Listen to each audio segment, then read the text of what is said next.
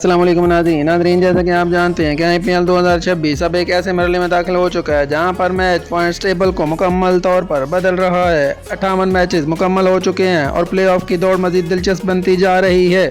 आज की इस वीडियो में हम देखेंगे कि कौन सी टीम कहां खड़ी है और किन टीमों के लिए आगे का सफर मुश्किल होता जा रहा है। इससे पहले कि आपको पॉइंट्स टेबल की बाकी सूरत हाल के बारे में आगाह करें, प्लीज चैनल को सब्सक्राइब कर लें और बेल आइकन को हिट कर लें ताकि आपको हमारी आने वाली वीडियोस मिलती रहें। तो नाज़रीन, अब देखते हैं कि पॉइंट्स टेबल 2026 की सूरत हाल क्या है। तो नाज़रीन, नंबर 1 पर मौजूद है RCB, जिन्होंने 12 मैचेस खेले, 8 जीते 4 हारे, 1.053 के नेट रन रेट के साथ 16 पॉइंट्स के साथ पहले नंबर पर मौजूद है। नंबर 2 पर मौजूद है गुजरात टाइटन, जिन्होंने 12 मैचेस खेले, 8 जीते 4 हारे, 0.551 के साथ 16 पॉइंट्स के साथ दूसरे नंबर पर मौजूद है। नंबर 3 पर मौजूद है सनराइजर्स हैदराबाद, जिन्होंने 12 मैचेस खेले, 7 जीते 5 हारे, 0.331 के नेट रन रेट के साथ 14 पॉइंट्स के साथ तीसरे नंबर पर मौजूद है। बात करें पंजाब की, जिन्होंने 12 मैचेस खेले, 6 जीते 5 हारे, 1 बराबर रहा, 0.355 के नेट रन रेट के साथ 13 पॉइंट्स के साथ चौथे नंबर पर मौजूद है। चेन्नई सुपर किंग 11 मैचेस खेले, 6 जीते 5 हारे, 0.185 के नेट रन रेट के साथ 12 पॉइंट्स हैं और 5वें नंबर पर मौजूद है। बात करें राजस्थान रॉयल की, जिन्होंने 11 मैचेस खेले, 6 जीते 5 हारे, 0.08 नेट रन रेट के साथ 12 पॉइंट्स के साथ छठे नंबर पर मौजूद है। नंबर 7 पर मौजूद है दिल्ली कैपिटल, जिन्होंने 12 मैचेस खेले, 5 जीते 7 हारे, 0.993 के रन रेट के साथ 10 पॉइंट्स हैं और 7वें नंबर पर मौजूद है। नंबर 8 पर मौजूद है कोलकाता नाइट राइडर्स, जिन्होंने 11 मैचेस खेले, 4 जीते 6 हारे,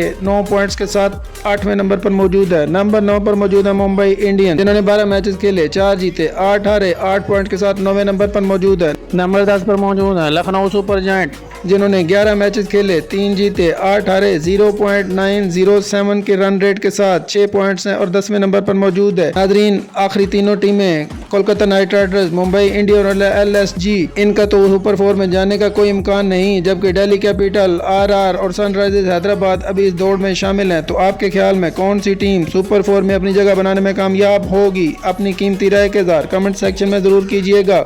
और क्या RCB इस दफ़ा दोबारा टाइटल उठाने में कामयाब हो जाएगी? आपके कमेंट्स का इंतज़ार रहेगा।